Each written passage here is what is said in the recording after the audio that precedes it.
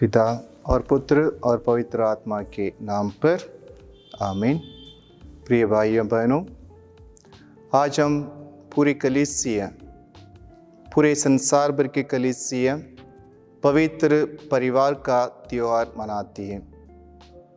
हमें न्योता किया गया है प्रभु यीशु, माँ मरियम, यूसुफ जो पवित्र परिवार है उसके आधार पर हमारी परिवार कैसे हो सकती है, उस पवित्र परिवार के नमूना हम कैसे अनुसरण कर सकते हैं, इस परिवार के आधार पर हमारी परिवार किस प्रकार पवित्र बन सकती है, इस विषय में हम सब मिलकर मनन चिंतन करें।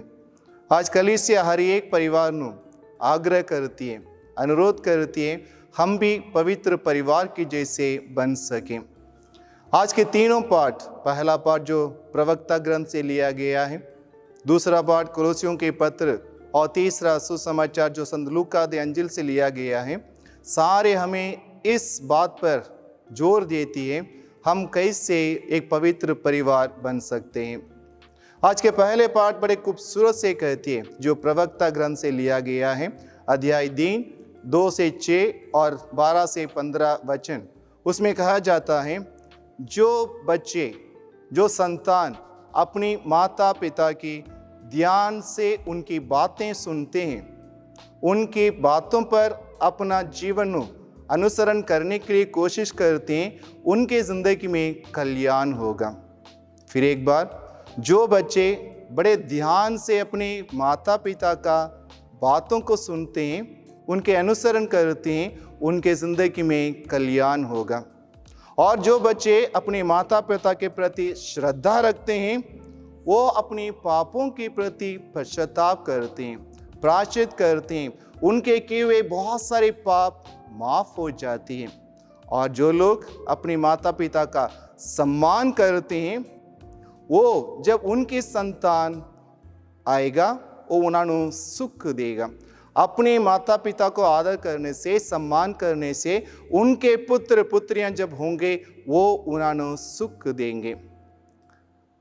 और प्रभु कहते हैं जो लोग अपने माता पिता का सुनते हैं, श्रद्धा रखते हैं, सम्मान करते हैं, उन्हीं प्रार्थना को प्रभु सुनेगा। यानी जब हम लोग माता पिताओं का आदर नहीं करते हैं, प्रभु हमारी प्रार्थना नहीं सुनते हैं। आजकल बहुत दुख के साथ कहना पड़ रही है, हम देखते हैं बहुत सारे बच्चे, बहुत सारे युवा युवतियाँ हमारे बीच में रहते हैं।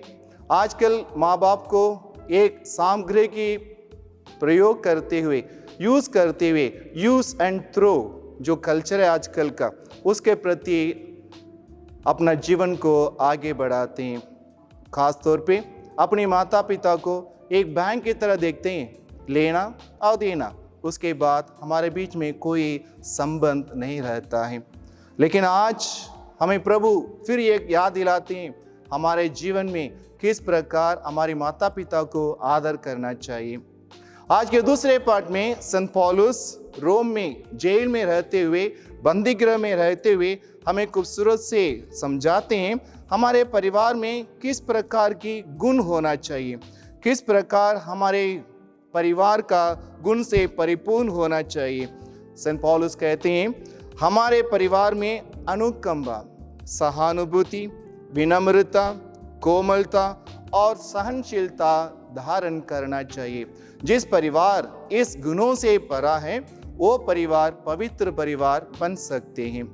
और संत पौलुस 3 प्रकार के परिवार के बारे में बातें करते हैं। एक हमारी छोटी सी हमारी कलीसिया जो हमारे सदस्य हैं, दूसरा क्रिस्तीय कलीसिया और तीसरा सामाजिक कलीसिया, जिस नगर में रहते हैं, जिस गांव में रहते हैं, किस एरिया में रहते हैं, उस कलीसिया के बारे में बातें करते हैं। सबसे पहले हमारी छोटी सी कलीसिया जो हमारे परिवार के हैं, उस कलीसिया के बारे में बात करते हुए संत पौलुस कहते हैं यदि हमारी परिवार पवित्र परिवार बनना है तो हमारे बीच में प्रभु यीशु केंद्र बिंदु बनना चाहिए। वो कहते हैं मसीह की शांति आपके हृदय में राज करे। प्रभु की शांति हर एक के हृदय में राज करें। वही संत पौलुस फिलिपियों के पत्र 2:5 में कहते हैं, आप लोग अपने मनोभावों को ईसा मसीह के मनोभावों के अनुसार बना लें। आप लोग अपने मनोभावों को ईसा मसीह के मनोभावों के अनुसार बना लें। यानी कहने का मतलब ये है, हमारे परिवार में प्रभु यीशु का मन होना चाहिए, प्रभु यीशु का मनोभाव होना चाहिए हर चीज में। इसलिए आज के दूसरे पाठ में संत पौलुस कहते हैं, आप जो भी कहें, जो भी करें, वो सब प्रभु यीशु मसीह का नाम पर होना चाहिए।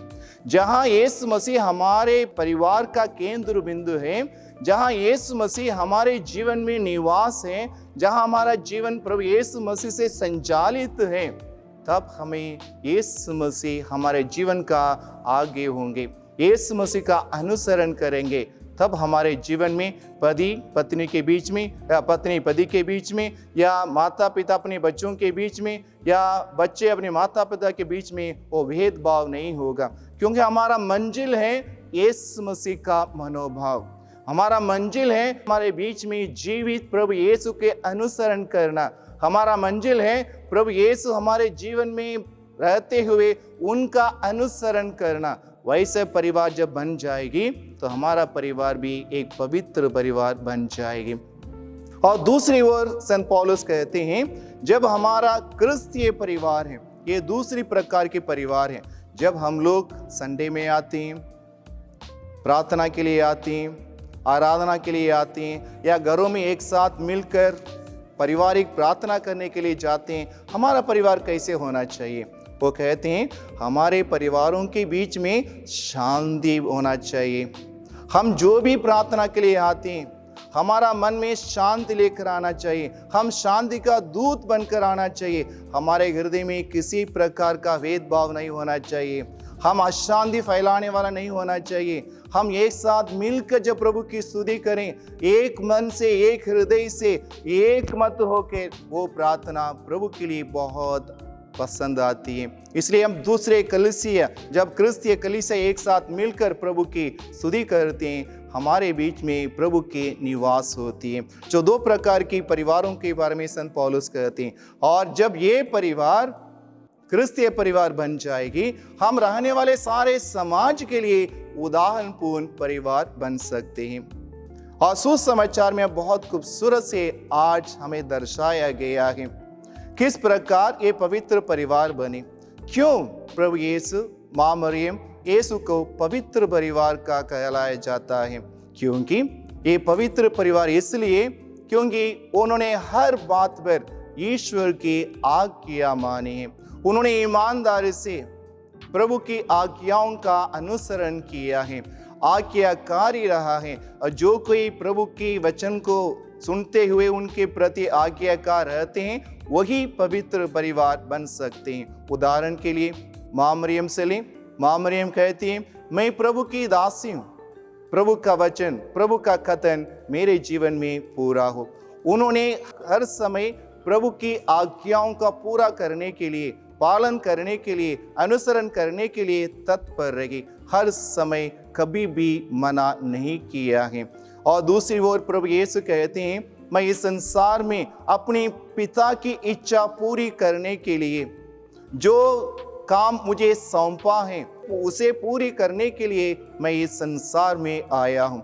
मैं देखता हूँ मेरे पिता क्या कर रहे हैं, वही काम को मैं कर रहा हूँ। मैं पिता की अनुमति के बिना, पिता की इच्छा के बिना कोई काम नहीं करता हूँ। और दूसरी ओर हम संत जोसेफ को देखते हैं, वो कुछ ज़्यादा नहीं जान पा रहे हैं उनकी ज़िंदगी में क्या हो रहा है, कब हो रहा है, कैसे हो रहा है, क्यों हो रहा है। लेकिन हर समय जब उन्हें संदेश दिया जाता है स्वर्गदूत के द्वारा, वो कभी भी मना नहीं किया। वो आधी रात क्यों ना हो, परेशान उठाना पड़ा हो, सफ़र करना हो, माँ मरियम को स्वीकार करना हो, बेतलेहम जाना हो, कुरली में बैठकर अपनी संतान के लिए इंतजार करना हो, किसी प्रकार की पथ पर, किसी प्रकार की मुसीबत पर संत यूसुफ प्रभु की आज्ञाओं को मानने के लिए हर समय तैयार रहते हैं। और ये पूरा परिवार यहूदी संस्कार को, नियमों को पालन करने के लिए तैयार है। हम जानते हैं लेवियों के ग्रंथ में लिखा है 3 प्रकार के नियम को पालन करने के लिए कहा गया है। जब भी कोई बच्चा पैदा होता है उनके 3 प्रकार का नियमों को पालन करना बहुत अनिवार्य है, जबकि प्रभु यीशु, माँ मरियम, यूसुफ को इसको पालन करने की कोई जरूरत नहीं, क्योंकि माँ मरियम पवित्र आत्मा नाल गर्भवती हुई और प्रभु यीशु स्वयं ईश्वर है और संत यूसुफ प्रभु द्वारा चुने गए पिता है, इसलिए उन्हें इस नियमों को कोई पालन करने का जरूरत नहीं है। लेकिन फिर भी उन्होंने हर नियमों को पालन किया है। सबसे पहले जब बच्चा पैदा होता है 8 दिनों में मंदिर में चढ़ाकर उन्हें नामकरण किया जाता है, उसको कहते हैं खतना समारोह। हम देखते हैं लेवियों के ग्रंथ 12 अध्याय 3 में 8वें दिन पुत्र का खतना किया जाएगा, इसके बाद दूसरे समारोह किया जाएगा।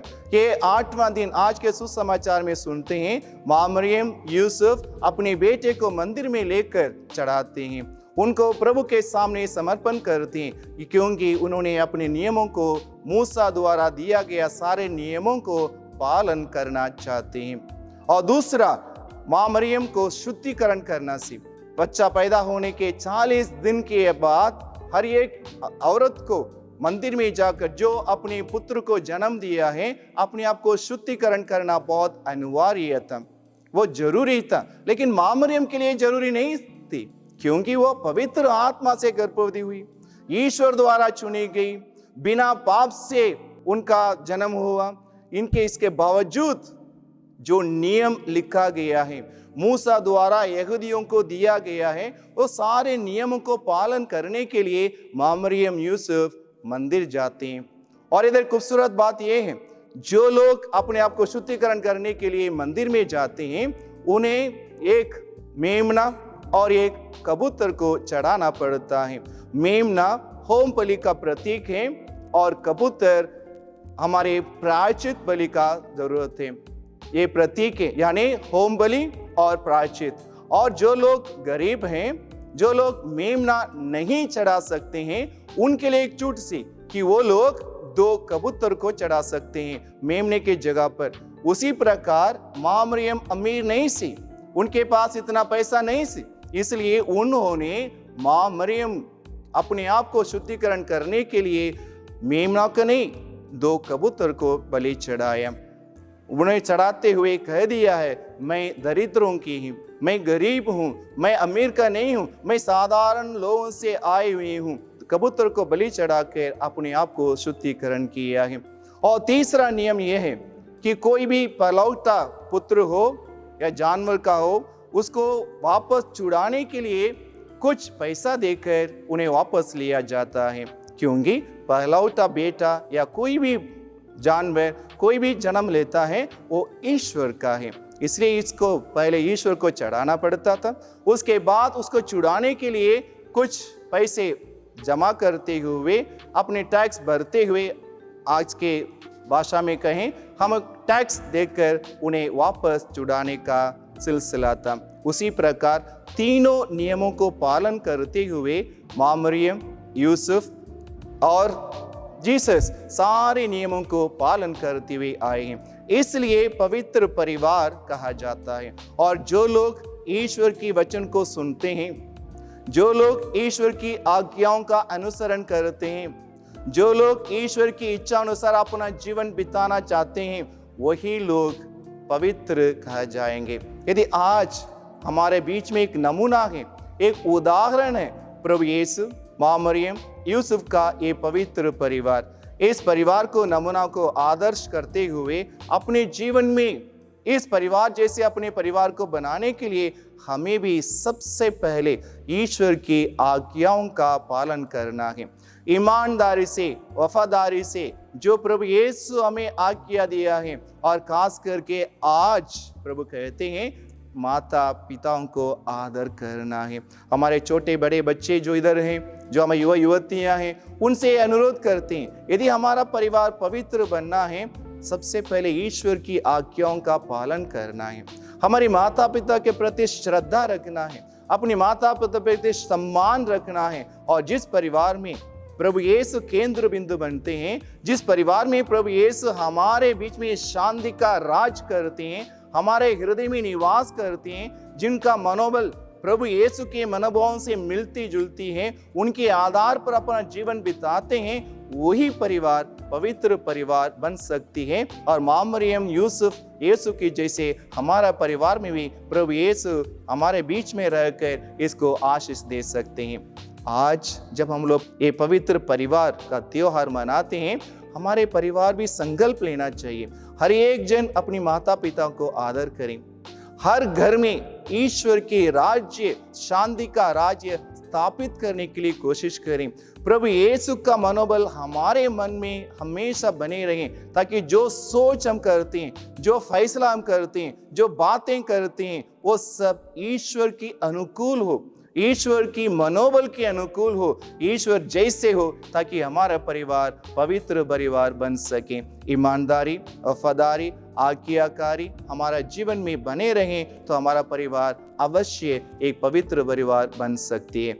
हम पूरा प्रयत्न करें, कोशिश करें, वही प्रभु यीशु को हमारे बीच में आमंत्रित करें, हमारा परिवार का केंद्र बिंदु बनाएं, ताकि हमारा परिवार भी एक पवित्र परिवार बन सके। आमीन।